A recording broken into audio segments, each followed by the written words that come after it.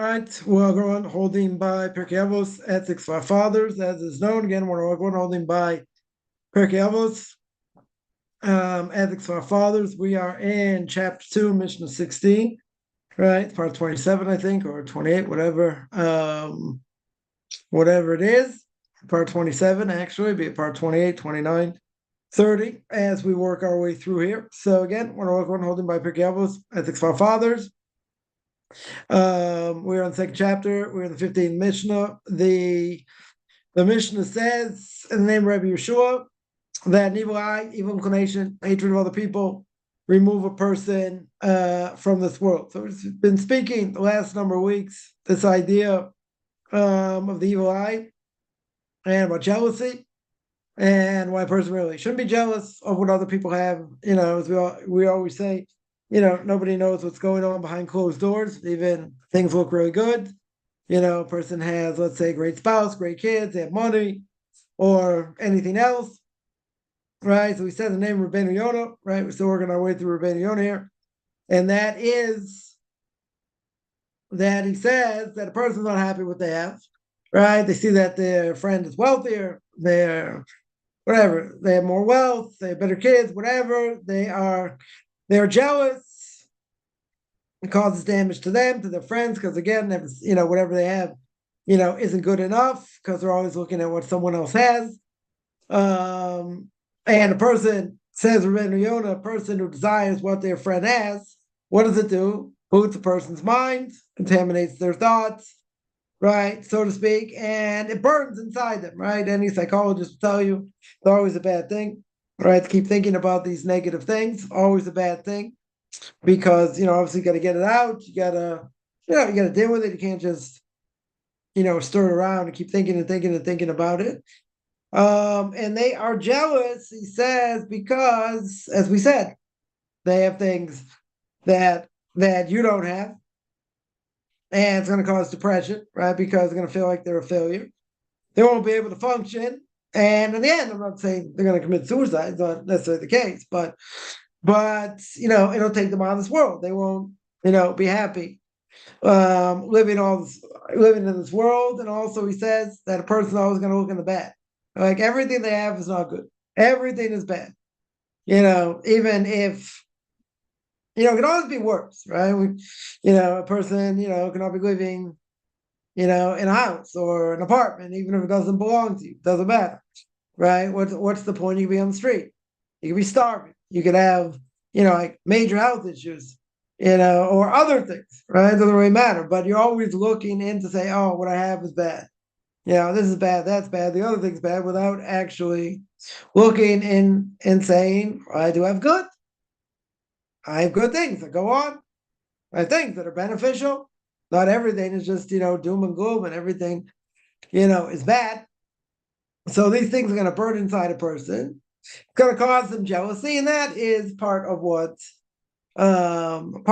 this evil eye is. So I want to look from a little different perspective here, and that is why Rabbeinu Yonah says person's not happy with what they have. Okay, right? I can understand people get beaten down in life, people have hardship, right? People have all kinds of things going on in their lives, you know, which are hard. You know, nothing to talk about. Yeah, everyone's got whatever their hardships are. You know, some have more, some have less, whatever. But I want to hit it from a little different,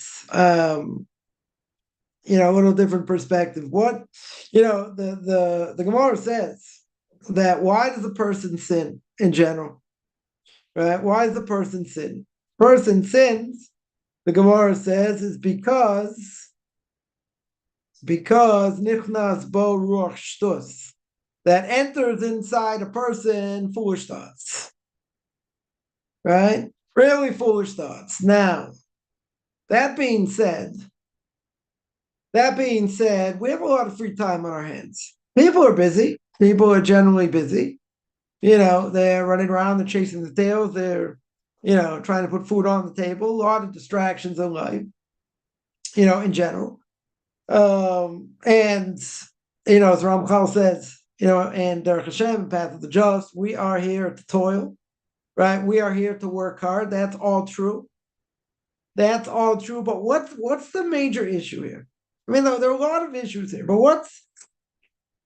what's the major issue? The major issue is, or one of the major issues is, that we said, when does a person sin? A person sins when nichnas bo ruach shtus, when enters a person foolish thoughts.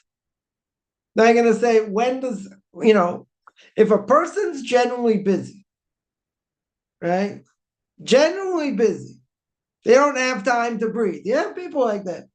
I'm just saying they're workaholics. They're busy, right? Let's say a person works, their job is very demanding, and not very much free time to do anything, right? Involved with customers, involved with writing things up, calling people, this, that, it's like one thing after another, right? One thing after another. But what happens when a person, let's say, doesn't work? They have free time. Yeah, what do they do in their free time? Where is their focus? Right? This is the main thing, because Shulei Diskin used to be the rabbi of Brisk, and lived his last years in the Holy City in Jerusalem, and was considered the chief rabbi of Jerusalem. He once said, he said a lot of things, but he once said that he could never understand how a person cannot do God's will. Well, a person could essentially be considered evil, according to the Torah. He said, had not the facts that the Torah told me such a thing, he said, I would never imagine. Right? I would absolutely never imagine. So I would have a very simple answer. My simple answer, if he would be here, if he would be around today, I'd say, what do you mean? There are people that, Jews that don't know the alphabet. There are Jews that do not know Shema Yisrael. They don't know nothing from nothing. Now, even if they're doing, whatever they're doing, they don't know. They have the status, what we call a tinok shenish, but someone who's considered like they were held captive by the non-Jews. They're still going to be liable for many things they do. It might not be, they might be that might be looked at as if, they did it by mistake or whatever. Certain things, ignorance isn't bliss, right? Someone desecrates Shabbos, for instance, whether they know about it, they don't know about it, doesn't really matter. They have a status of a non-Jew for many things. Not for everything, for some things. Okay. A Jew marries a non-Jew. That's a major red flag, huge red flag, right there. So ignorance, 100% over here isn't bliss. So, okay, but there are repercussions. There are repercussions for what we do. Now, even if there are repercussions for what we do, you see that there are people out there, the majority of Jews today, right? 13.5 million Jews, let's say.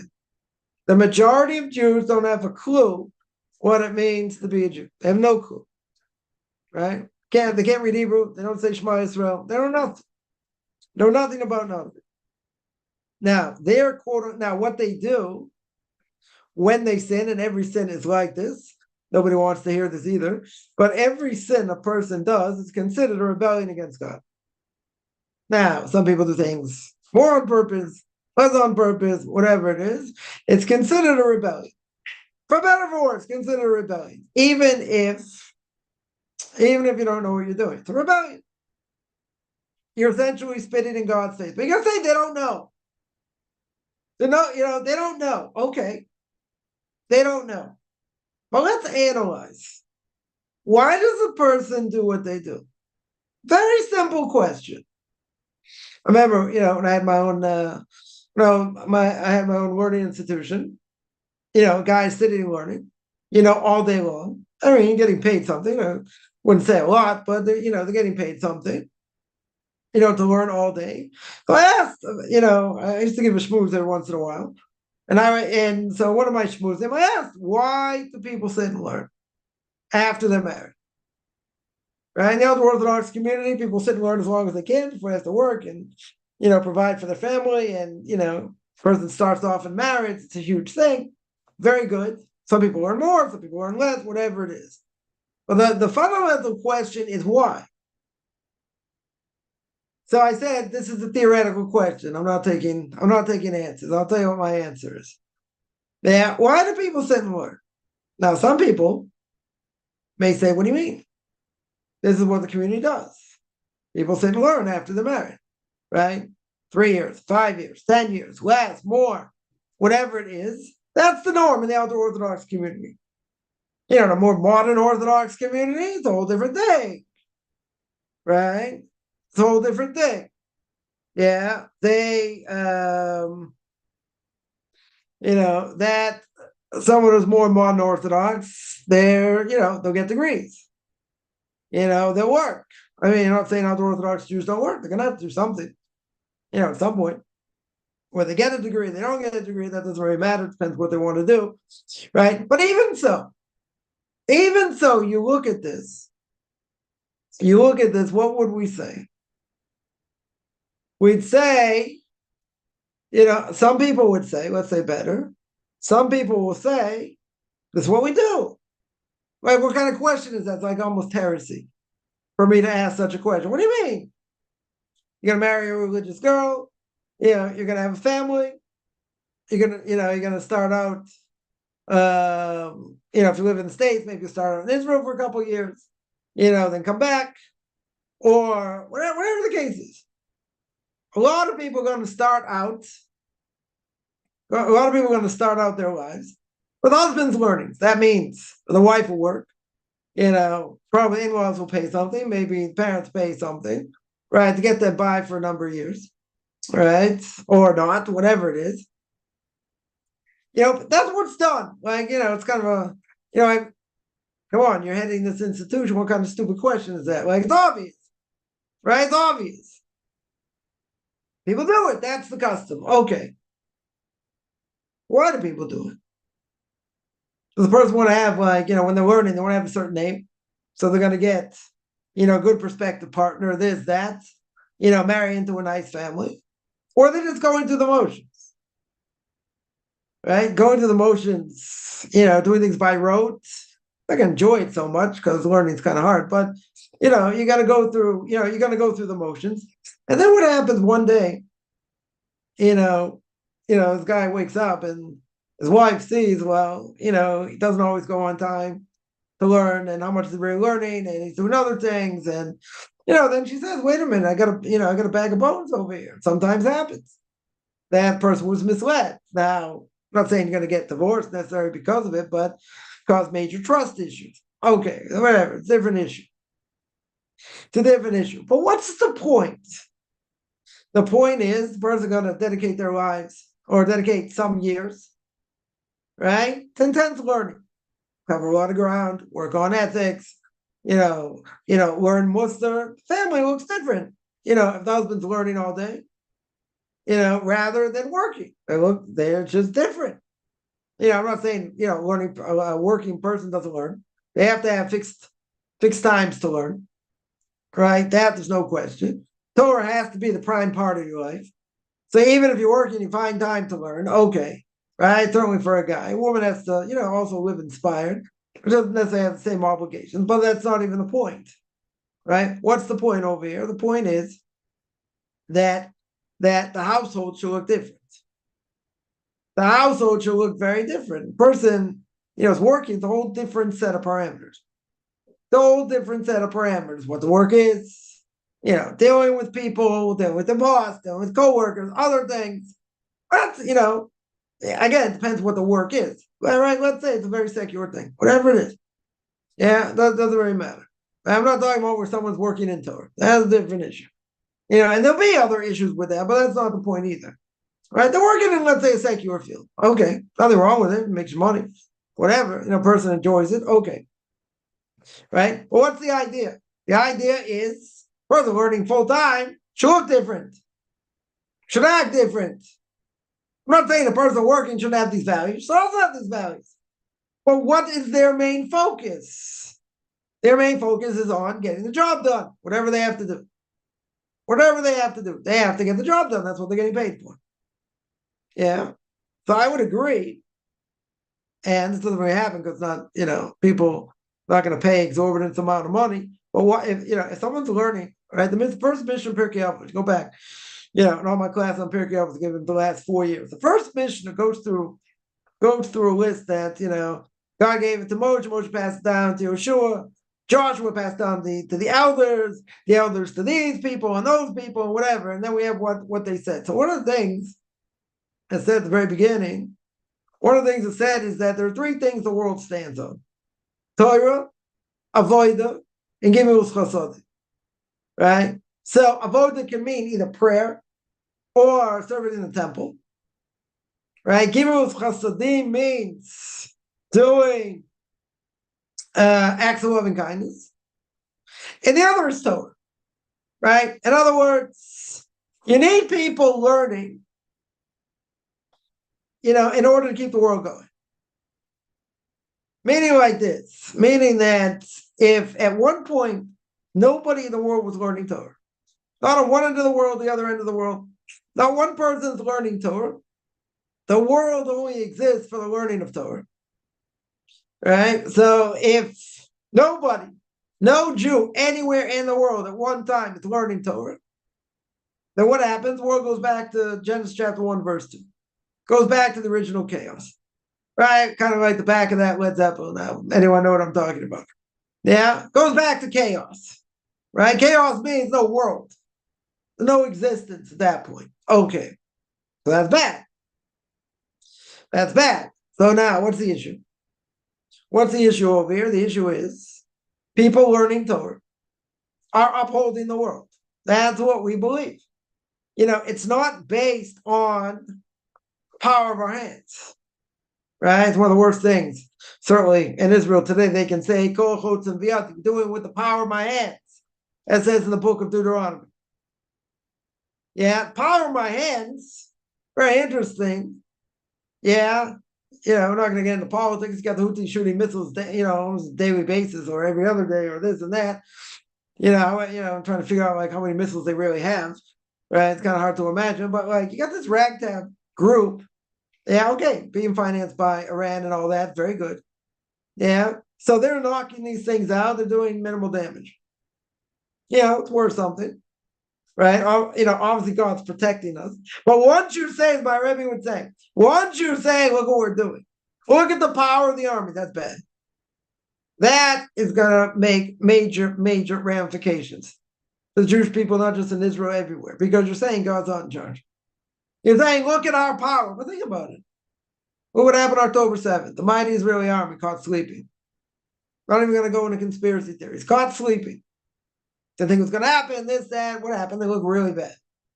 It doesn't matter. They took them down afterwards and they went in and destroyed most of them, whatever. Doesn't matter. Look what happened though. Yeah, so anytime, as my Rebbe would say, anytime they're going to say, look at the power of our hands. Look what we're doing. Look what we're taking care of business, and you take God out of the picture. That's bad. That puts the Jewish people in danger. Tremendous danger. Because you're saying it's all about me. All 3 of us. Me, myself, and I. It's all about the power. Yeah? Well, think about it. Can the power and the mighty power that they have, they still haven't stopped them. Come out, getting back together. They're shooting missiles or starting to shoot some missiles. Right? Here and there. They'd be totally destroyed. Totally destroyed. What happened? I mean, everyone, all these people saying that we're committing genocide are doing a pretty bad job. If that was the goal. And you see, since 1948, the Arabs have multiplied exponentially. So genocide, off the books over here, is off the charts. We're not doing a good job, right, at all if we're going to do that. But even so, even so with all this, so what happens? What happens? They say, look at the power of my hand. But they take God out of the picture. That is extremely dangerous. Extremely dangerous. Because God's going to say, oh, you think you're in charge? Well, let me make this happen. Let me make that happen. But again, you got a ragtag bunch of group. You got these Houthis. How many are there? How many can there be? 100? 1,000? Like, how many of these people can there be? Like, trying to shoot these missiles or whatever. Even though America's like pounding them, but it's kind of like looking for Bin Laden. Like, you're gonna have to destroy half the country, find these people. They're like, well, underneath, well, underground. Yeah, it's very hard to destroy them. Yeah, I'm not saying America's gonna go in there, by foot. There'd be another, what do you call it? God forbid, it'd be another Vietnam, because they have to go find these people, underground. Blow up half the country, which they're not going to do, or they might do it, but they may not be successful. But even again, what the point is, even with all the power, even with all the firepower, sorry, that these people have, that that the Americans have, and that the Israelis can knock these things down or whatever. Let's say, yeah, with all that, what do I see? They can't stop it. They cannot stop it. When all the missiles were flying from down south, they had to go in there. And you're going into a booby trap place, and a lot of soldiers died, unfortunately. They killed a ton of terrorists, right? Thousands of terrorists, very good. I don't know, some say they didn't kill enough. They only killed the third, they only killed, and they're recruiting more. Whatever it is. Yeah, they've caused damage. I don't think there's any question about that, for the infrastructure, but okay. But anytime I hear, like, somehow from down south they shot a missile, where are they getting missiles from? I thought they destroyed most of it. Where in the world are they getting missiles from? They don't have to take in the food and other things. Okay, but where? How can they not stop it? I'm mind-boggling. If this was Texas and Mexico, I mentioned this many times, right? Mexico was attacking Texas like this. America would flatten Mexico like a pancake. No more burritos. No more Taco Bell. It's over. Like, what? They shoot first, ask questions. They shoot first, and ask questions later. That's what they would do. Yeah, you never have this. You never have something like this. Someone nearby shooting all kinds of missiles, and everyone's holding your hands behind your back. You can't defend yourself, can't do anything, right? Sounds impossible. Sounds like an impossible situation. But again, you see situations in life. The point is here, you see situations in life where people of Gaiva, they're conceited, right? Big fat heads, think that God's gift to the world. And like they can't take care of this. A couple of Houthis, they can't take care of. They can't stop these missiles coming. Even by COVID. Yeah. Bottom line, by COVID, even if the numbers, were skewed, and not, whatever it is, doesn't really matter. But what's the point? Even by COVID, one thing for sure, doctors look pretty silly. They didn't know what they were dealing with. So, so now it's coming out that it was what do you call it? It was a, biological weapon. Came out, and okay, so, but they didn't know what they were dealing with. And everything they did, try this, try that, try this, things work. They didn't work. Right? So what does it show? What does it show over here? It shows that, first of all, a person has to be humble, has to be truly humble, and understand that there are very few things in the world we know, and that we really understand. We can understand to a point. I mean, you look at what we've uncovered in space and in the oceans and this and that. We've uncovered a lot of things. True. Very true. But in the bigger scheme of things, isn't there a lot more out there? Sure. Is there a lot of things we haven't discovered, we haven't found, this, that? Sure. Even though technology is, is expanding, by leaps and bounds, no question about it. Right?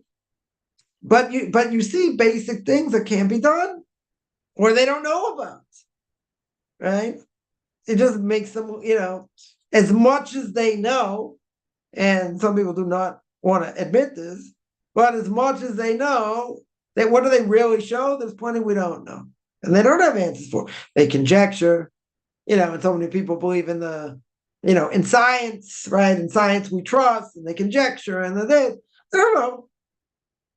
It sounds good. It sounds, it sounds nice, and it sounds flowery, and it sounds like, yeah, it sounds like you're holding somewhere in the world when you read this, like, oh wow, so interesting, this and that. But yeah, not proven. Right? Not proven. They may say, oh, we got a lot of evidence. It's not proven, per se.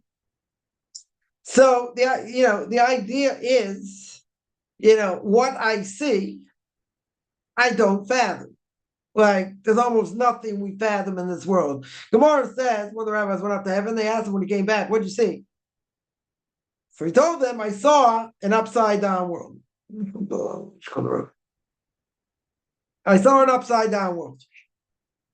People that were down in this world were doing very well. We're doing very well in the next world. People seem to have it easy and successful in this world. We're doing so well in the next world. Yeah, an upside down world. So what we see, we don't fathom. No one wants to admit that because we have to know things, right? We have to be, everyone's going to give their opinion on what they think, and people quote, quote unquote, world experts, and we'll get this opinion and that opinion, that opinion. It's conjecture. It's conjecture. That's all it is. If we're say, the world expert and whatever it is, and whatever it is. I'll give an example. You think people, that are experts in former Soviet Union, how they do things, how they run things, this and that.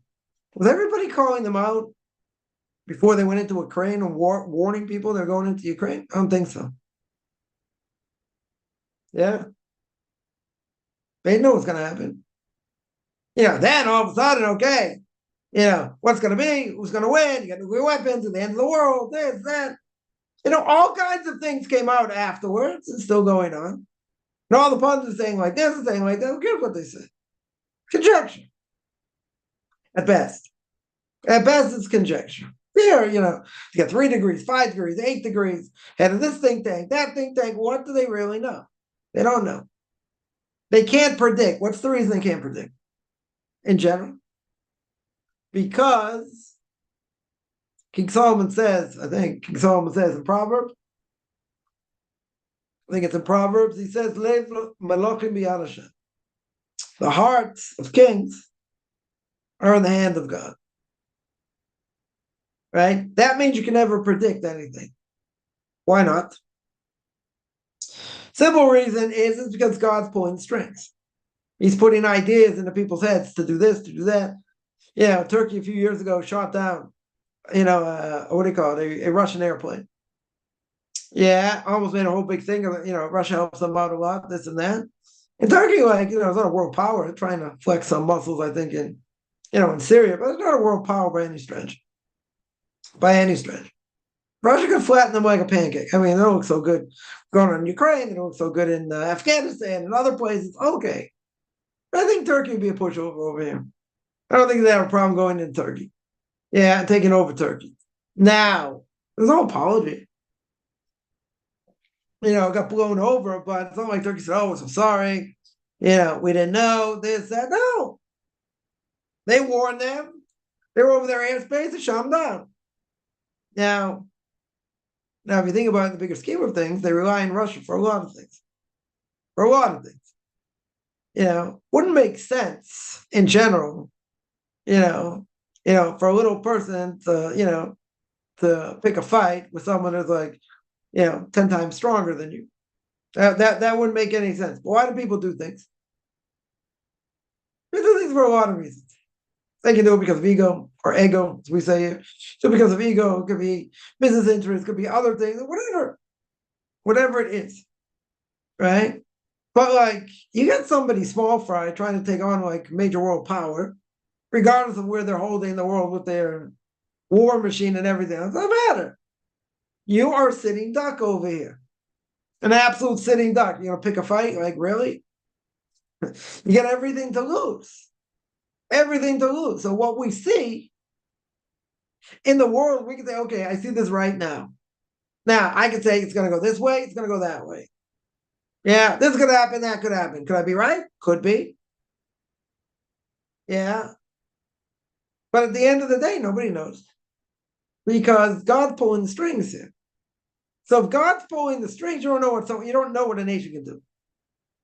You have no idea what individuals could do. All of a sudden, Putin gets his idea in his head, gets his cracked idea in his head, and he says, "I want to make Russia better." That's okay. That's not such a cracked idea. And he decides, okay, a few years ago, he said, okay, where's the first stop? First off, it's going to be Ukraine. Then he's got some other places, I'm sure, on his agenda, right? But he's not a megalomaniac. He thinks he's going to take over the world. I don't think that's the case. And people claiming World War III and the end of the world. That's not what he wants. He wants to make Russia stronger, take back things that belong to them, or he thinks belong to them, or whatever. They're not interested in taking over the world. Okay. But it is interesting. It's got nuclear weapons. What could it link to? A lot of conjecture. A lot of conjecture.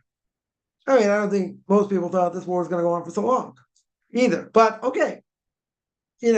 Without getting into politics, nobody can predict. Nobody can predict. Nobody knows. Because because the heart of kings is in the hands of man. In the hands of God. God's the one in charge over here. Now, could be, maybe certain things according to Torah, we could say, okay, this is like this, and maybe this will happen. Okay. Maybe yes, maybe no. But in the bigger picture, when I see all these things, what happens? We have a desire, human beings have a desire, they want to know. I don't know why things are going on. By the way, nobody questions this either. People are like sponges. They take in information, and what do they do with it? About stuff they don't necessarily know. Like in this case, stuff that they probably don't know very much about. What do? Whatever they see, they'll say, oh, that makes sense. According to that perspective. Or according, they see something else, oh, maybe that makes sense. But they don't know. They're doing research. So what do people do today? I think it's kind of funny in a certain way. What are people going to do? They'll go on ChatGPT and they'll put in. They may put in, show me all the information about this. Show me the perspective on this. Right, show one way, show another way. They're going to take all the information. It's going to take you a while to decipher. It's going to bring up all these things. You have to click on these things to see what it says. They're going to decipher it in one shot and make a whole synopsis. Yeah. So those people, maybe get their information from there, but also not foolproof. Many times they'll bring sources and sources don't exist, or the wrong sources, or whatever. So first of all, a person got to be careful to get information from. That's true.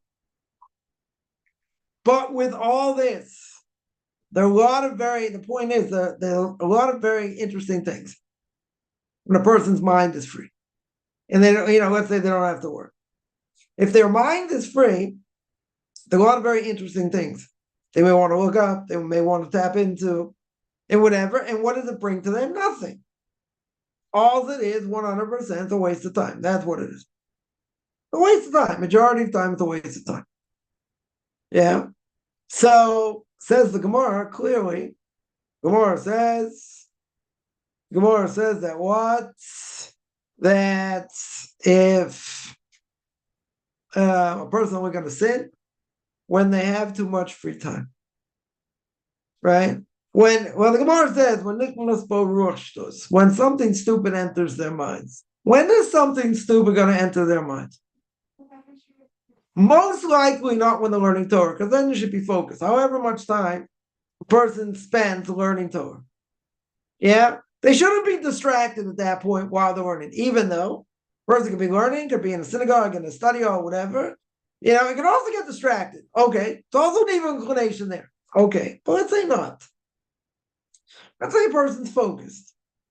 So when they're focused on task at hand, whatever they're learning. Yeah, that's what they're focused on. Now, when you're focused on that,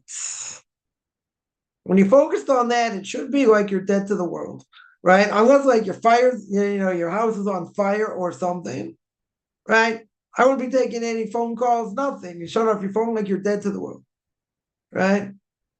Ephraim Mogolis, blessed memory, Torah Giants, the last generation, and he was a businessman, very successful businessman, but he wouldn't do anything, for business till 2:00. He basically told his wife, anyone comes in, want to speak about business or whatever, I'm not available till after 2. Right? That's it, no matter what. So one day, 2 business people come in. They want to make a deal with him, and she says, he's not available till, for a number of hours later. And so they try and convince her, listen, he can make a lot of money in a short amount of time. We only need 10 minutes of his time. She said, no. Right? She said that, he's busy, he's tied up, and he's not going to be free for another number of hours. So they left. So after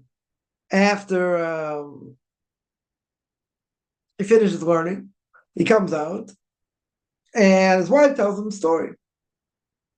And he's dancing. And he's singing. So, like, what are you so happy about?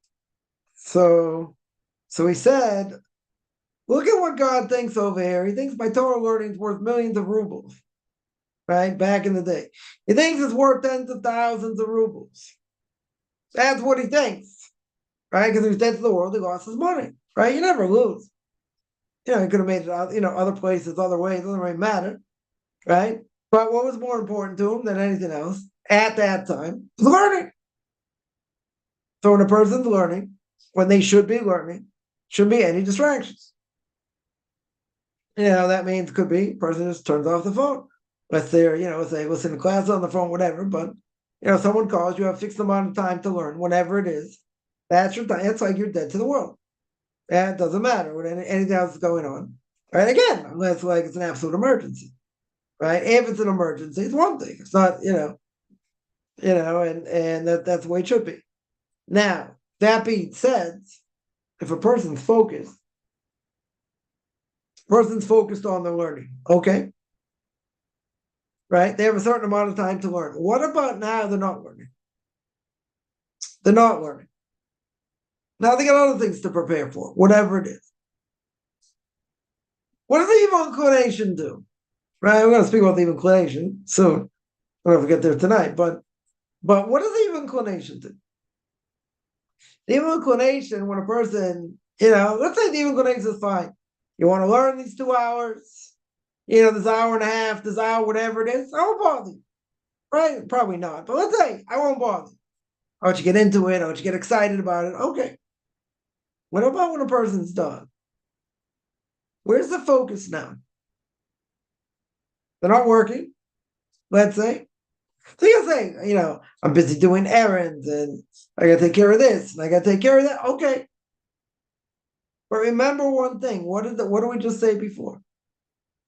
The Gemara says the person doesn't sin unless nichnas bo ruach shtus, until enters something in their mind that's just stupid, that causes them to go astray, causes them to think about other things. And what's that? It's 1.5 million different things that might be interesting. Very well might be interesting what's going on in the world. I don't know, some history thing, whatever it is. Whatever it is, it's very, very easy to get distracted. What's the way not to get distracted? Even when you're doing other things, stay focused on Torah. Think about something that you learned. Yeah?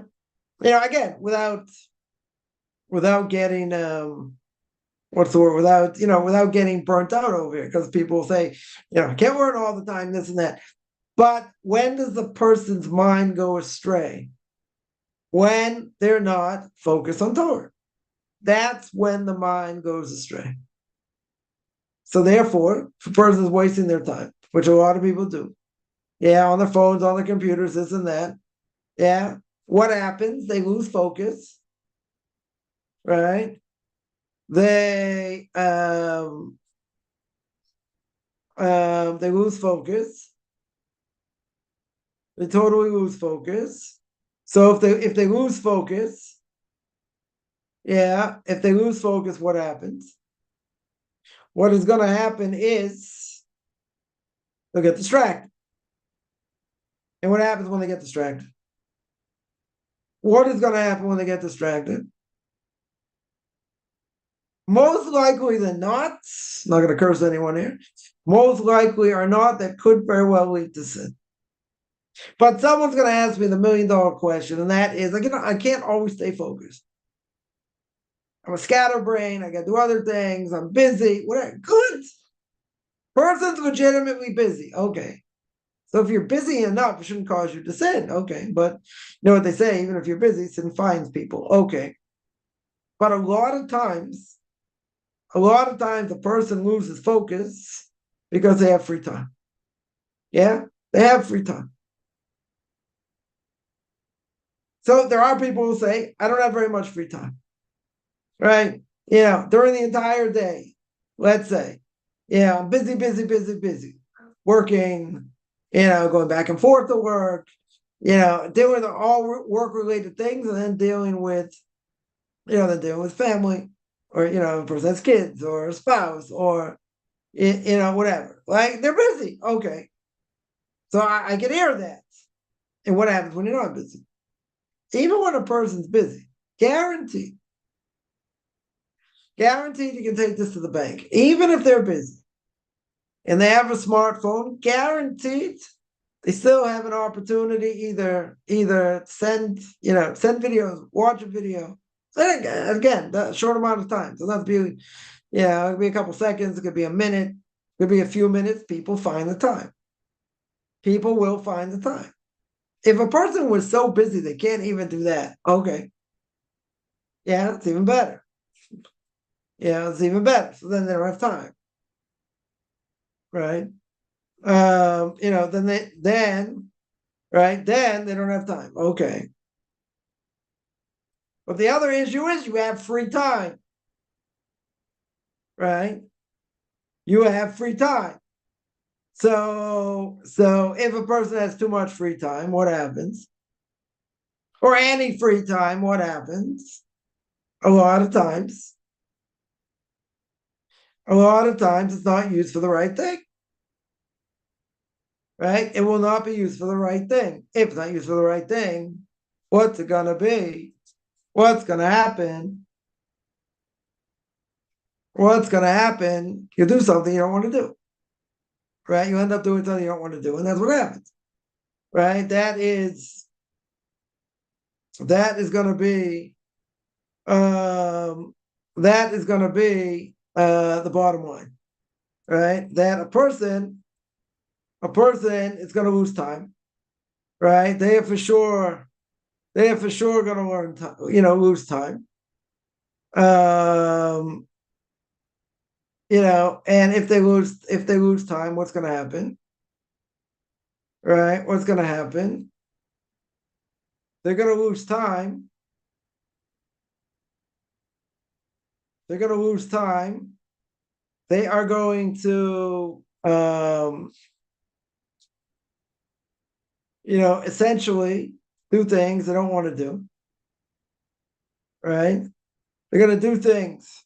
They're going to do things they don't want to do. And by doing things they don't want to do, what's it going to cause? It's going to cause sin. It's going to cause other problems. Right? It's going to cause other problems. So, according to all this, what would I say? I would say the one thing that's going to distract us, right? The one thing that's going to distract us probably more, than anything else, is a lack of focus in Torah. That's what it's going to be. So if a person doesn't have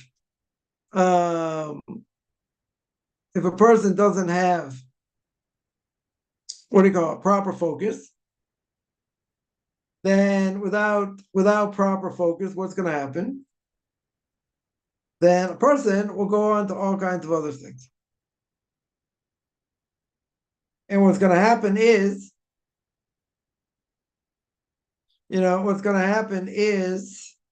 that their focus will be on so many things, that don't matter. And the focus through that is going to be on things that don't, as we said, things that don't matter. And things that don't matter are going to cause us to think other things. It's going to be a spiral. And it's going to spiral. But this happens all the time. It happens all the time. And the reason it happens is because there are a lot of things that are interesting. Right? There are many things, many things that are interesting that are going to cause the person to get distracted. And the more a person is going to get distracted, what's going to happen? The more a person is going to get the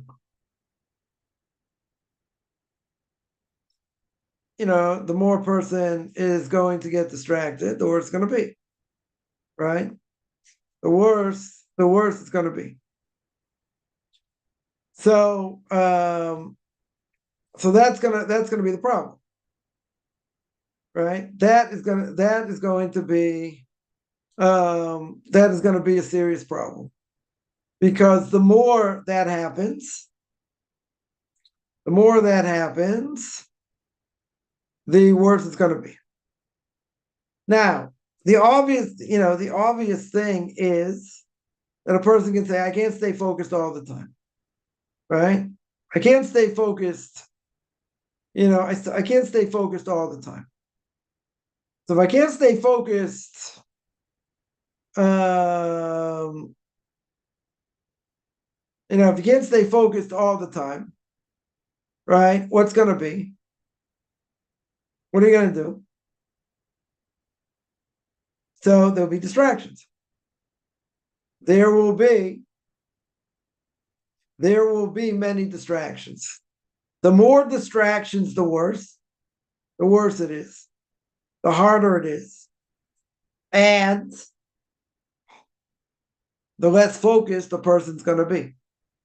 So when it comes to that, the person will say, well, it's not my fault. Got these other things going on. So the antidote to all these things is what? It's Torah. That's the antidote. If you don't use the antidote, what's going to happen? And there are a lot of things out there that are very interesting. That are very, very interesting. I'm not even saying it's forbidden. I'm not talking about forbidden pictures and other things. I'm not even talking about that. Things generally that interest a person. Okay. What do I have to ask myself? What's the question I always have to ask? Is this good for me or is it bad for me? Meaning, is it going to help me serve God or not? If you have a doubt, you got to go ask somebody, right? You go ask somebody. But the question is it good for me? Is it going to help me serve God or not? Now, the only problem is the person, their inclination could be very strong. And the person's not even going to fight it. The person is going to say, okay, they're just going to do things. You don't think. When something happens, what does the person do? React. And sometimes the reaction should be no reaction. Because if you react, what happens? What is going to happen if you react? What's going to happen if you react is you are going to do something rash. You won't think. You won't be in control. But you say, isn't it hard to be in control all the time? Sure is. And sometimes the best reaction is no reaction until you get all your marbles with you, till you're thinking straight. But sometimes you have to react anyway, okay? Sometimes you say you have no choice. So at that point, if possible, we should pray that God helps us make the right decision. Right? Right? That's the bottom line. But we tend to react straight away. We tend not to think. We just do. Now, if you think about it, what can a person say? They made a mistake. They were rash. They shouldn't have opened their mouth when they did. They were angry. There was a lot of pressure. There was this. There was that. All kinds of things. Okay. But at all times, what What does the Torah demand? The Torah demands, to the best of my ability, the Torah demands that what? Torah demands that you're in control, regardless of the situation. Now, that doesn't mean if God forbid somebody dies, you can't be sad. Or other things. Yeah, but you have to be in control. You have to work on being in control. Now, sometimes we're thrown so many things at us that it's very hard to stay focused. Right, great rabbi of mine, blessed memory, it's also a trained psychologist, would say, you go through 75 mood swings. I don't know if he said an hour or in a day. We go up and down all the time. We're good news, bad news, this, that. We jump around like a yo-yo, in our emotional feelings. Because there's a lot of different things going on at all times. So a person's going to say, come on, it's too much. It's overkill, maybe. Right? Maybe. There's a lot of things, a lot of pressure. A lot of pressure today.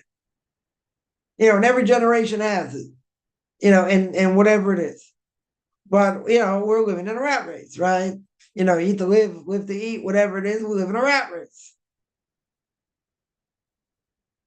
Especially, let's say, things are very expensive today. So whatever a person makes, it goes to whatever that, everyone will say you're going to put money aside, this and that. Doesn't always work. Doesn't always work out that way. But even so, we're in a rat race. For some people say, hey, you got to go, you got to take a step back and sniff the roses. Okay, right? You got to smell the roses.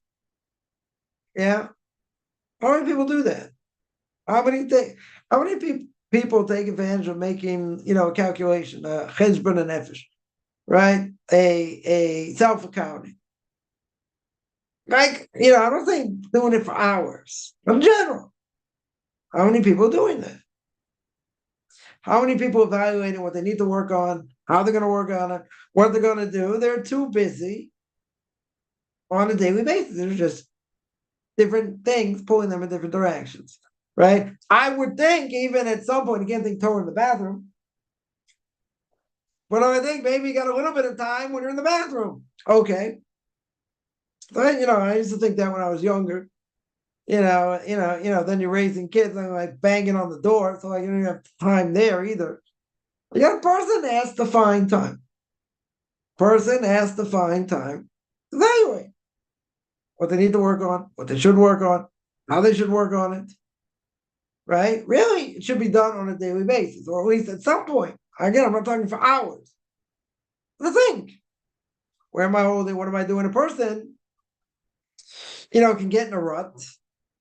Can get in a serious rut. Next thing you know, days, weeks have gone by, and you're like, you're spiraling out of control because you haven't had a chance to think about it, to deal with it, to process it. We're so busy, so many things happen. So like to process things is hard. We're not given time sometimes, right? We're just so busy. Yeah, it's not a good thing per se. Because then you're not focused on what you need to focus on. And that could be part of the evil inclination also. What does the evil inclination want? You're so busy, you can't think of anything. You just, there are people who have 2 jobs or 3 jobs or whatever, and, that they don't sleep that much. They're, they're physically tired. They're busy running this and that. Okay, granted. So if you're busy enough, you don't have time to do other things. Okay. But I think there are people out there, I'm not just talking kids, there are people out there that just have way too much time on their hands. If you see what people put on social media, say, oh, it only takes a split second, it only takes, 5 seconds, get it up there, you put it out there, whatever. People have time to put these things out there during the day. I always wonder sometimes, like, don't people work? Aren't people busy? Or shouldn't they be busy? Doing anything? Why are they wasting their time? But that's a whole nother discussion. Right? That's a whole nother discussion. But it seems to me, for whatever my opinion is worth, there are a lot of people out there, busy with all this stuff and it's not focused on Torah. So again, people can say, I can't focus all the time. right? And someone could say, I have ADHD and I need to be jumping around and doing this and doing other. Okay, things have to be streamlined into Torah somehow. Not everything can be, in different ways, but I can think in Torah even when I'm not learning, right? I can think in spiritual terms and spiritual things. Okay, but isn't it very, very easy to get distracted? Sure.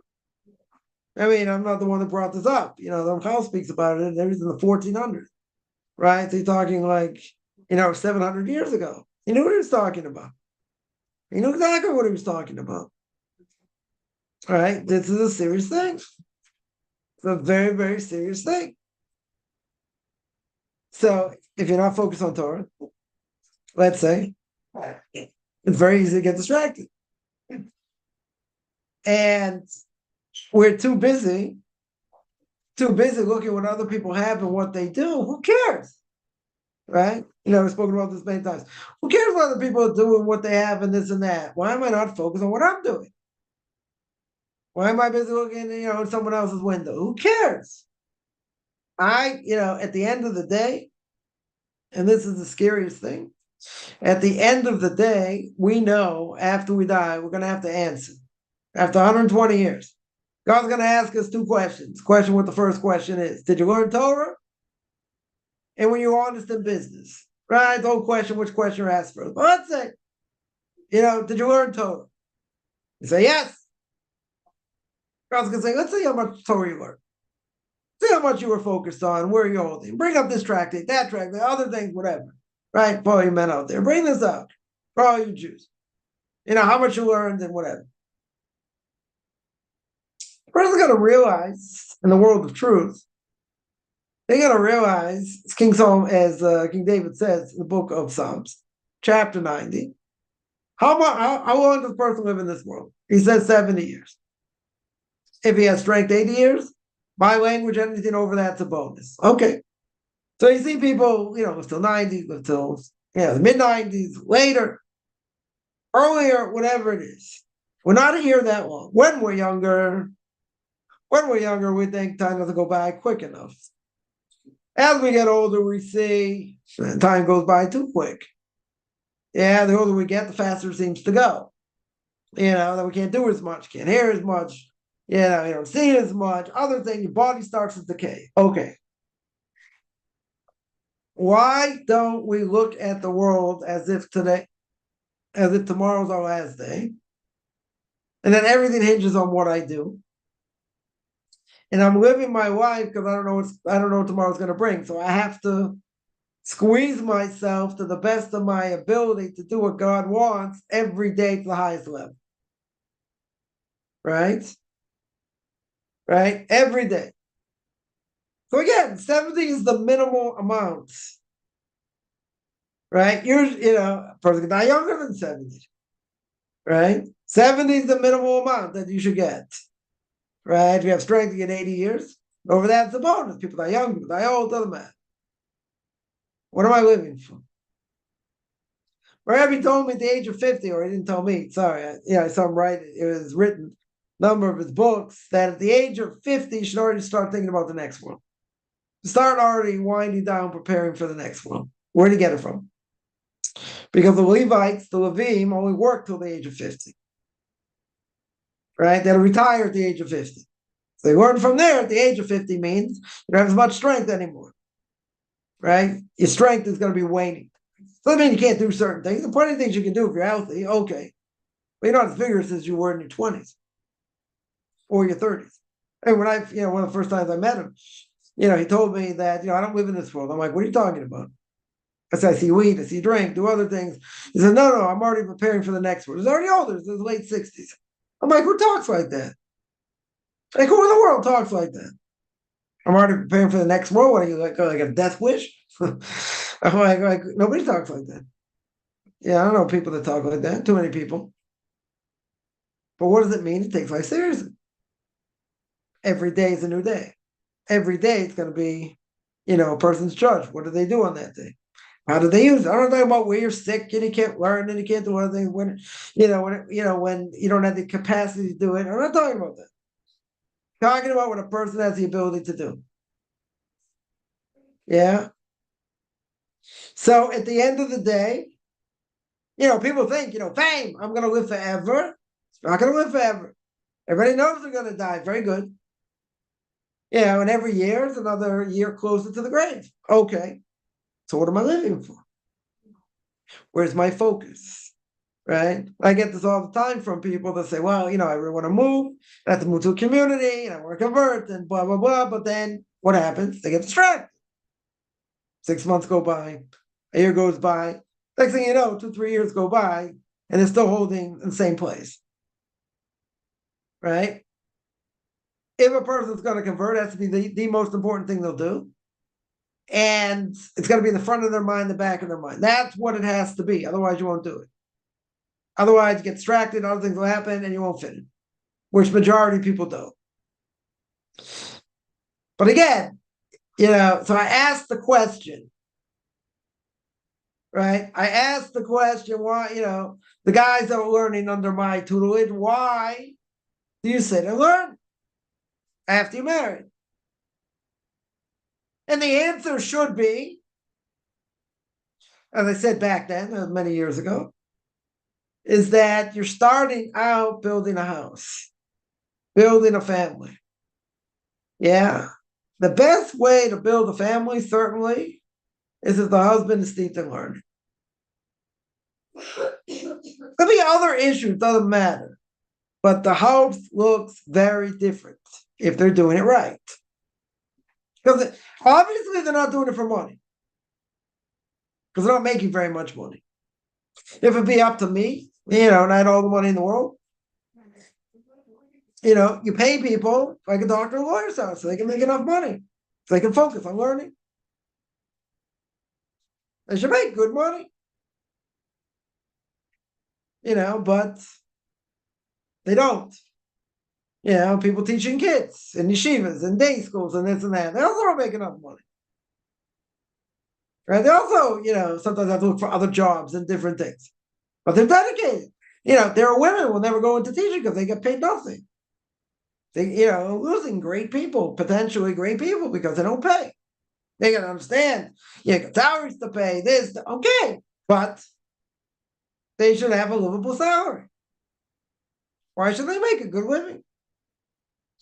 And isn't that more important than being a doctor, a lawyer, or anything else? Because you're educating the next generation. Obviously, first it's got to be idealistic, they have to want to do it, whatever. Okay, let's say you have dedicated people who want to do this, but they don't get paid anything. Yeah, they get paid very little. It's no incentive. And we're losing cream of the crop. It's a big issue today. It's a big issue amongst the Orthodox community today. That's a problem. Right? They're losing the cream of the crop. They say, why should I do this? Even though I got good hours and I can be home with my kids and this and that. But, if my husband's sitting learning, let's say, I'm not making any money. I'm not making enough money. Even if I get out, still don't make enough money. Let's say. So it's unideal to work in that field because it doesn't make money. But you're going to lose. You're going to lose good people, even if they're talented in other fields, whatever, but you're going to lose them because you're not paying them. So the whole catch-22, because all these schools are in the red. Nobody's starting the school making money. Right? That's a big misnomer. They're not making money. But they have to up salaries also because of inflation and other things. But even with salaries in school and even tuition, even if a lot of people are paying, right? It doesn't really matter because they're still losing, right? The whole big issue, right? Without getting into it, it's a big issue, right? It's a big issue. So if it's a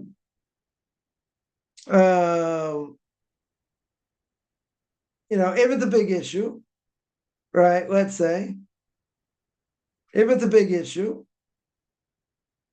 then what happens? Then I would say that you're gonna, you're gonna lose the best. You're for sure gonna lose the best, and if you lose the best, so again, other people are not gonna want to do it. Other people for sure are not gonna want to do it. And the bottom line is going to be that they should be paid more, right? I don't think there's any question. Yeah, I don't think there's any question that that they need to be paid more. I don't think there's any question. Yeah, but there are initiatives trying to do that. Okay, but again, isn't that more important? Isn't that more important? I would say yeah. That's the problem. Because not enough resources per se. So people are not going to go into that field. That's a problem. That's definitely a problem. But again, as we started out, why are people doing what they're doing? Not because, not because they want to have, the right marriage partner, marry into the right family, and this and that, right? That might be part of it. Yeah, but there's a bigger picture here. There's a much bigger picture. I want to do what I need to do in order to be the best Jew I can be. Yeah, or be the best Jew wannabe I can be. That's the most important thing, right? That'll stand out more than anything else. So you know what you have to do? You have to go out and do it. It's about put up or shut up, right? Either, you can talk a big game, do it. Go out and do it. You gotta say, but it's hard. And I have to work hard. And I get all these other things I need to deal with. I got community issues. I got family issues. Okay. A person is not going to be great overnight. And they're not going to reach potential overnight.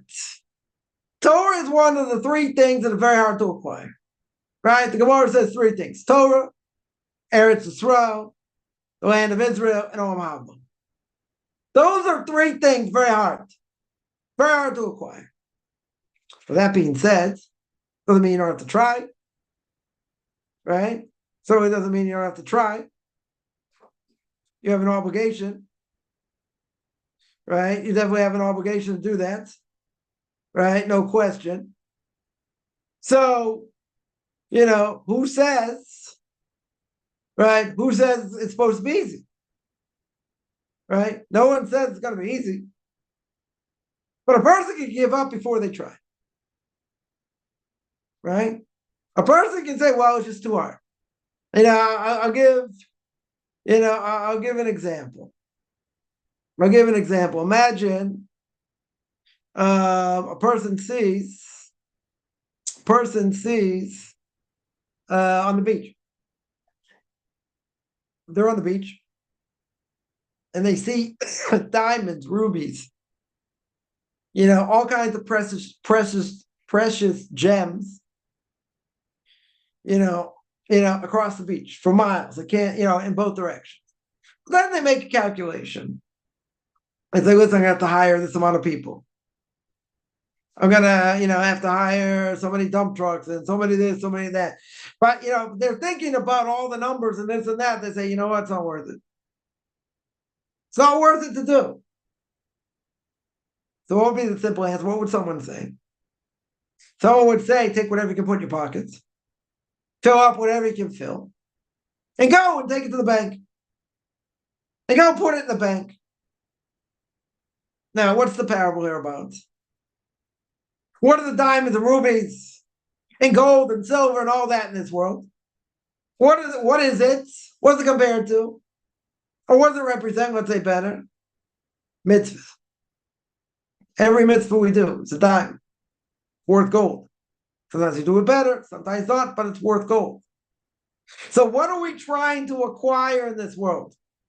More than anything else, mitzvahs, good deeds, acts of loving kindness. That's the only thing that's going to stick with us later. It's going to help us in this world also. But that's what's going to stick later. So again, what can happen? Person doesn't keep their eye on the ball. Person gets distracted. Person, It can happen. They get distracted. And when a person gets distracted, they lose focus. When they lose focus, what happens? Mitzvah observance goes down. Other foreign thoughts go into his head. Right? This week's parsha we just read, Tazria Mitzvah, all about Saras, all about spiritual disease manifested in a physical way, right? I.e., all about Lashon Hara, speaking of Lashon Hara. Well, one of the things the Torah says, to the Kohen who come will say, Tameh Yikra. Person's called Tameh, it's called impure. What takes away Saras? The only thing that takes away is tshuva. Repentance. No quick fix. No antibiotics. No, homeopathic stuff. The only thing that takes away, you have to be in isolation. And the only thing that takes it away is tshuva. Right? It's repentance. So now, what is Tameh? You're surely impure. What does that mean? What does it correspond to? What I think. In other words, my thoughts are contaminated. That's all some of the commentaries bring out. Your thoughts. How do you fix contaminated thoughts? How do you fix, I'm not even going to say heretical, right? How do I fix these thoughts? So you're going to say, I got to rewire my brain. Okay. Right? I got to rewire the brain. Very good. How do I rewire the brain? Torah. Torah rewires the brain. Teaches me the way to think. The more Torah I learn, the more good I do. Right? Mishna Pirke Avos says, we'll get there, I don't know, one day. Mitzvah goreres mitzvah, vera goreres avera. Do a mitzvah, I want to do more mitzvahs. I transgress, God forbid, transgress more. Well, the bottom line is, I want to do good things. Where did it start with? Good thoughts. That's where it starts. Right? Good thoughts meaning I want to excel in Torah. I want to learn as much as I can. I don't want to get distracted. Pray for that. But remember, Torah is something that's very hard to acquire. Right? It's very hard to acquire. But it's something, King Solomon says, I want more than diamonds and rubies and gold and silver. It's worth more than that. The value is exponential, but what does it do? The action itself has an effect on the soul. That's what it does. It affects the soul. Has an effect. And therefore,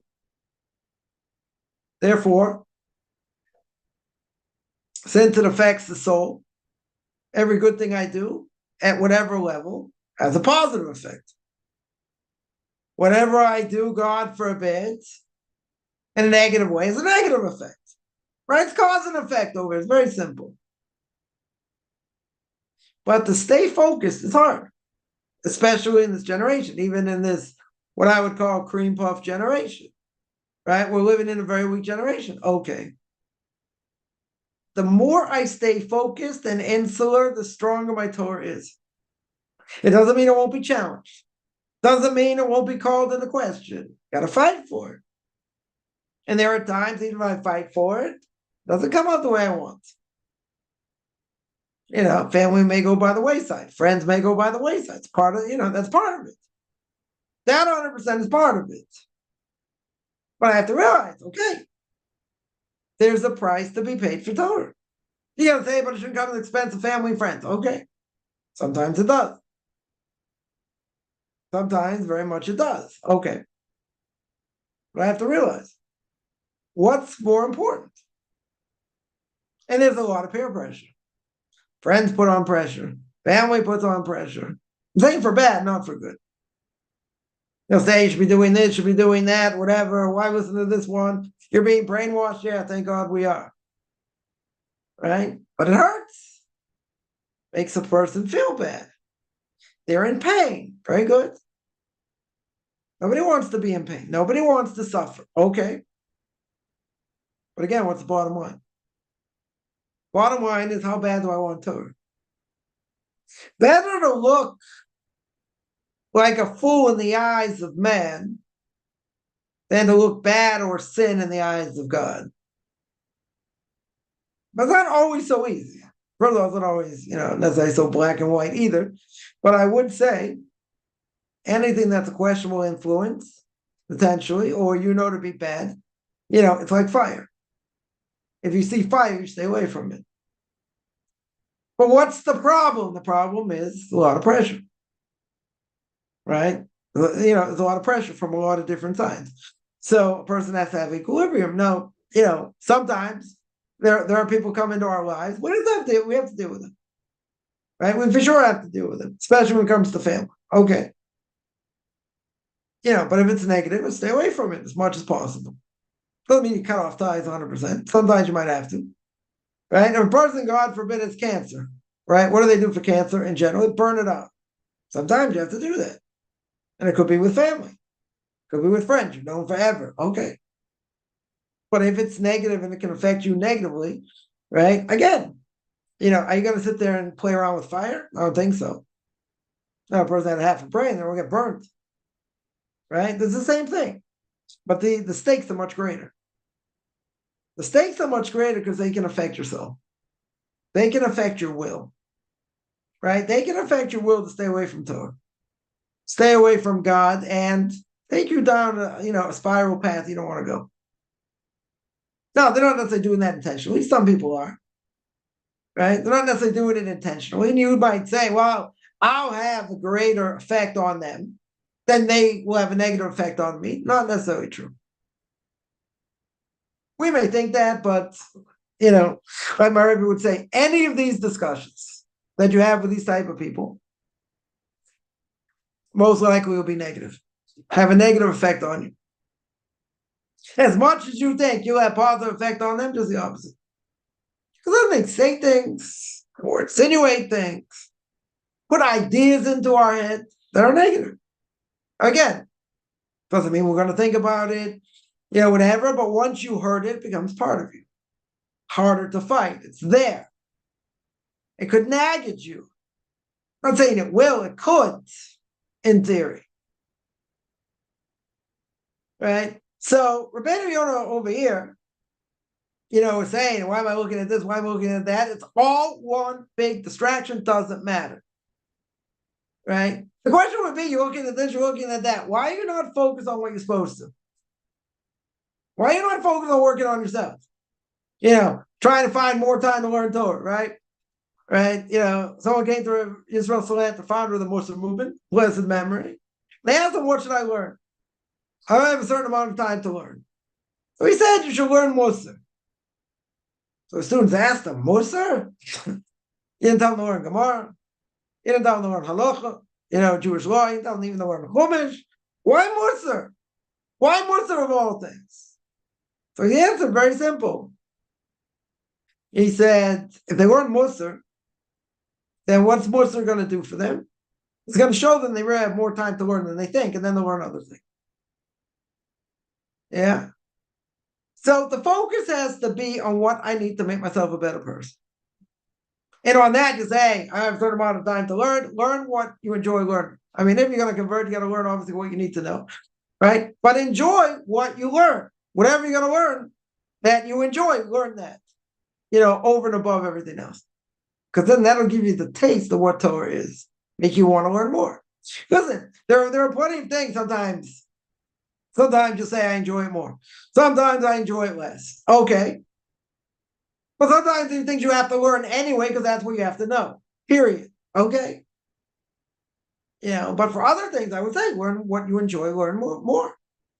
Because that is going to cause the person to want to learn more. That's what it's going to do.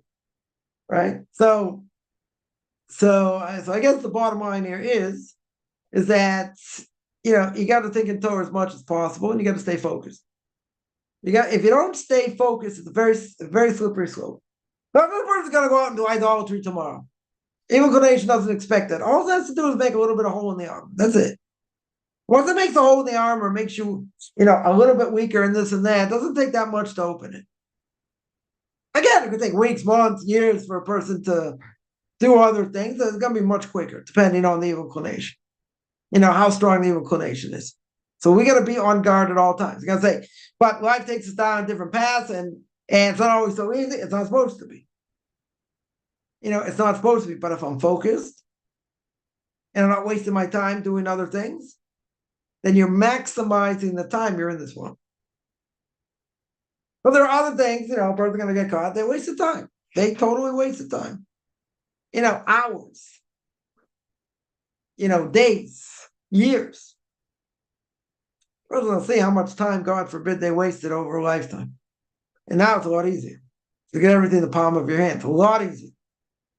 10 minutes here, 15 minutes there, 20 minutes. It adds up.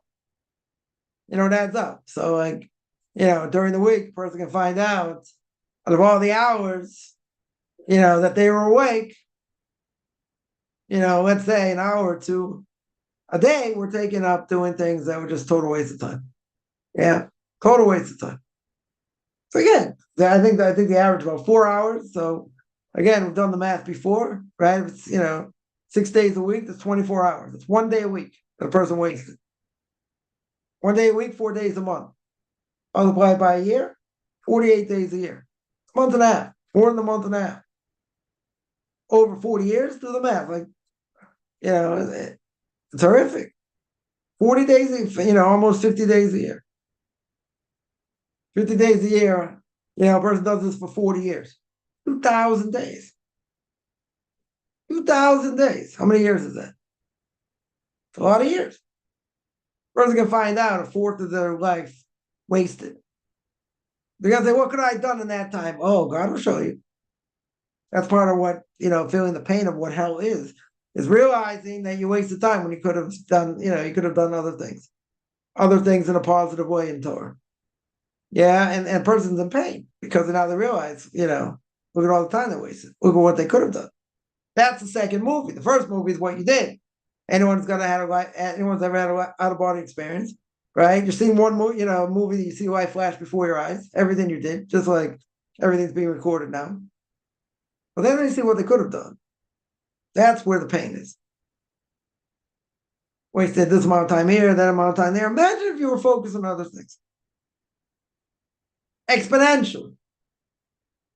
What a person could have been. But you don't get that back. Once time is gone, it's gone. You say, oh, I'll fix it up. You can't fix it up. It's gone.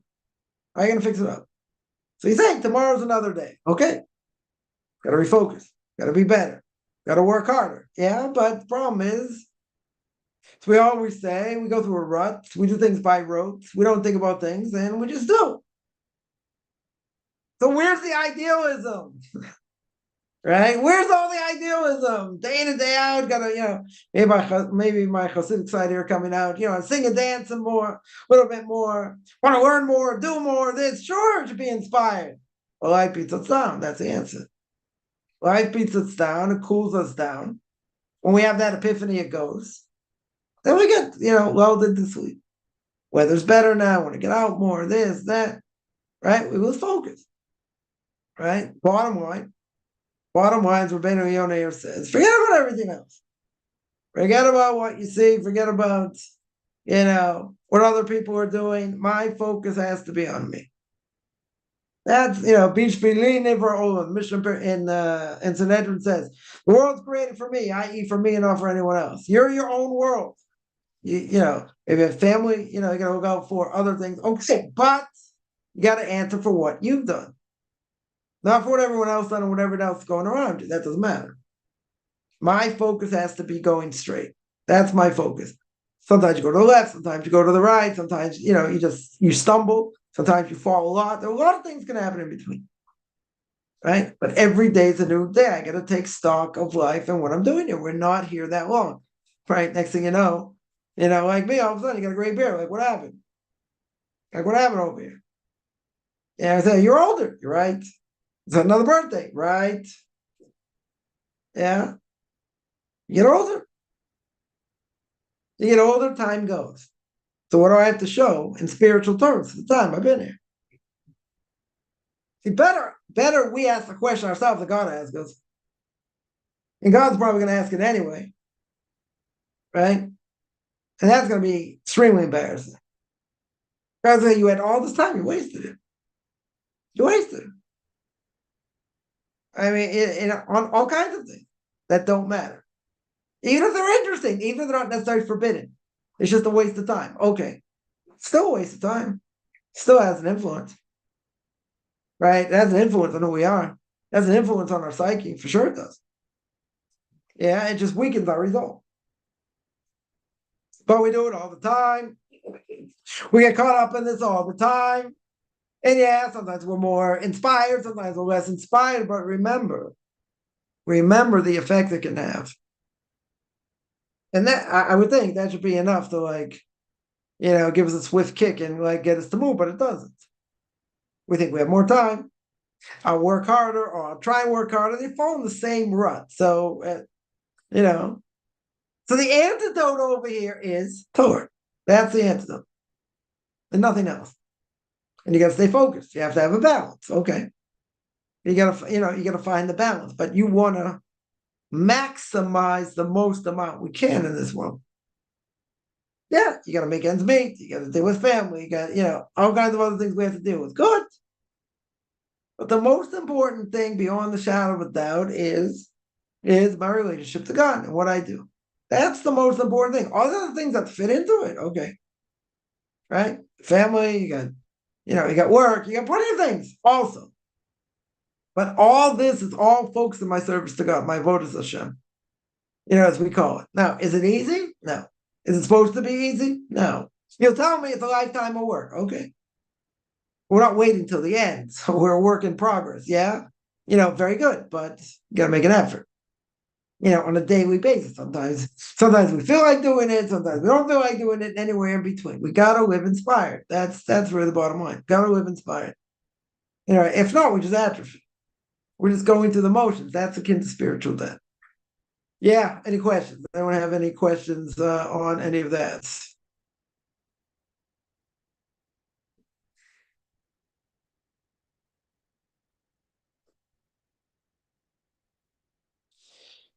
All right, I'm gonna stop here. I do this every Saturday, 2:30 Eastern time, 9:30 Israel time. Anyone has any questions? Find me on Facebook at Chaim Kaufman, Beyond Orthodox Conversion Judaism, orthodoxconversion.com. Beyond Orthodox Conversion Judaism on YouTube. There I get videos on Q&As, ethics for our fathers, Book of Leviticus. Anyone wants to send me an email, rabbichaimkaufman@gmail.com, RBBI, CHAIMCOFFMAN